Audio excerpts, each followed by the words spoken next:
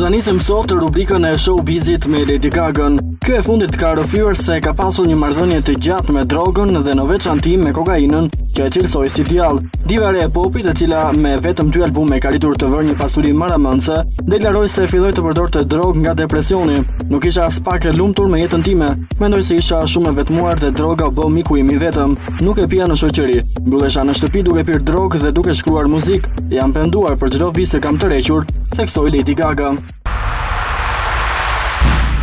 Xhaketa e kuqe e lëkurës e Michael Jacksonit, të cilën ai e kishte veshur në vitin 1983 në Thriller, do të udhtoi nëpër botë. Pronari I ri I xhaketës, Milton Verrett, ka thënë se dëshiron që xhaketën ta tregojë kudo nëpër botë, në mënyrë që të mbledh para për fëmijët e sëmur. Për blerjen e xhaketës së mbretit të popit, ai ka paguar $1.8 milion muajin e kaluar në ankandin që u mbajt në Kaliforni.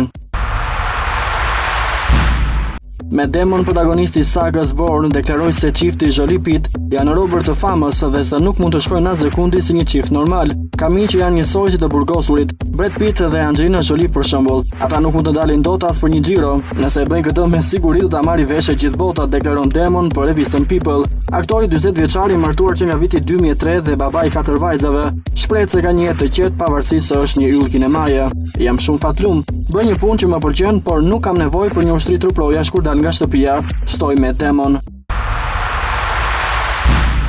Titullohet Destroyed, libri I ri fotografik dhe disku I këngëtarit të njohur Moby.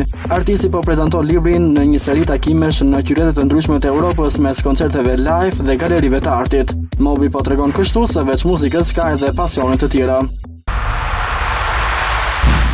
Përfundojmë showbizin sot me vokalistin e Take That Robbie Williams, I cili është duke planifikuar një turne verën e vitit të ardhshëm, pasi është gënjur nga reagimi I fansave gjatë turneut të fundit me grupin. Robbie Williams është në formë të mirë për momentin. Ai ka kaluar aq keq verën e kaluar me grupin, saqë ai dëshiron të përmirësojë gjithçka, theksoi një burim për The Sun.